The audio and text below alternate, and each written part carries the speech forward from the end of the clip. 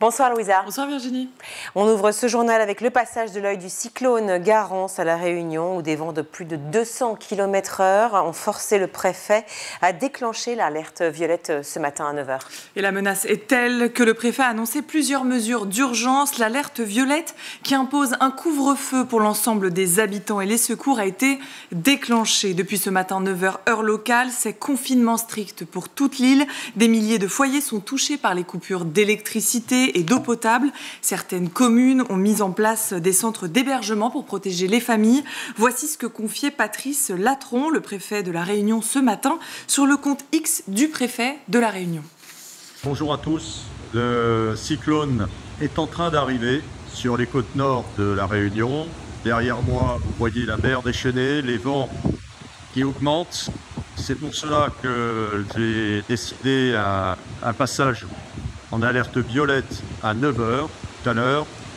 Et dans l'immédiat, eh bien, comme l'ensemble des agents de la préfecture, comme l'ensemble des Réunionnais, je vais retourner à l'abri et me faufiler car les conditions se dégradent réellement. Soyez prudents, prenez soin de vous. Et à 18h30 heure locale, la préfecture de Lille annonçait au moins 3 morts. Et alors que l'Éducation nationale a annoncé de nombreuses fermetures de classes, Elisabeth Borne, ministre de l'Éducation nationale, se penche sur la décharge d'enseignement des directeurs d'école à Paris.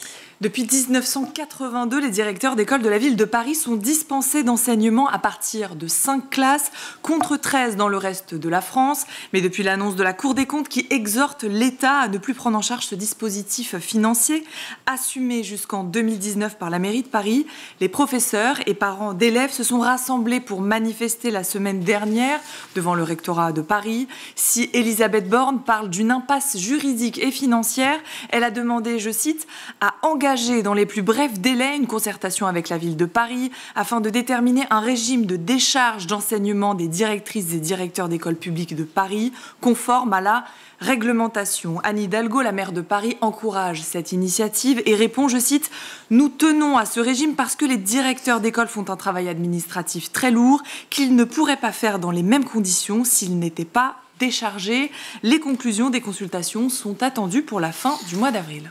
Et en ce début d'année, l'Agence régionale de santé des Hauts-de-France tire la sonnette d'alarme concernant la circulation active de la rougeole et rappelle l'importance de la vaccination. La rougeole refait son apparition en France à cause du retour de voyageurs contaminés. Depuis le Maroc, 39 cas ont été importés depuis 2024. 26 personnes ont terminé à l'hôpital. Aux États-Unis, la rougeole a frappé plus violemment puisqu'un enfant est décédé.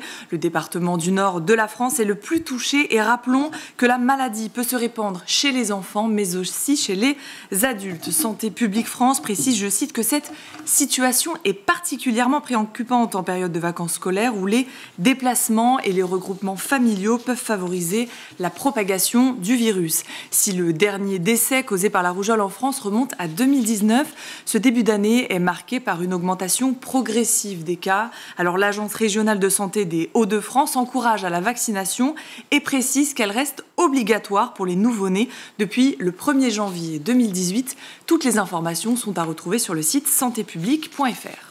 On se rend désormais au cimetière de Morières-les-Avignon dans le Vaucluse où une mère de famille a demandé le respect de la tombe de son fils dans une lettre ouverte. En effet, elle précisait dans cette lettre ouverte, les plantes sont coupées au ras des pots, c'est la 3e fois que ça arrive. On a déjà interpellé 2 fois les services publics pour qu'ils interviennent en faisant cette lettre ouverte.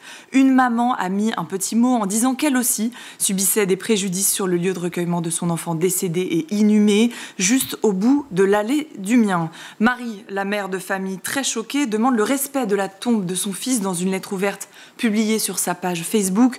Tombe déjà endommagée 3 fois en 1 an.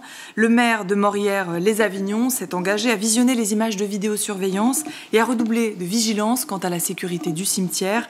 La mère de famille précise dans sa lettre ouverte que la profanation de sépultures est punie de 1 à 5 ans d'emprisonnement et peut encourager des amendes pouvant aller de 15 à 75 000 €. On termine ce journal avec une bonne nouvelle puisque les studios DreamWorks ont annoncé la sortie du dessin animé Shrek 5. Et oui, depuis 2004, les studios DreamWorks n'ont pas connu un plus grand succès que Shrek 2. Alors le retour du dessin animé phare s'est imposé comme une évidence et il semblerait, d'après la bande-annonce, que l'ogre le plus célèbre du monde doit désormais s'adapter au code des réseaux sociaux. Alors en attendant de connaître la suite des aventures de ce personnage, la sortie est attendue pour le 23 décembre 2026 au cinéma, pour le plaisir des petits, mais aussi des grands. Merci beaucoup Louisa.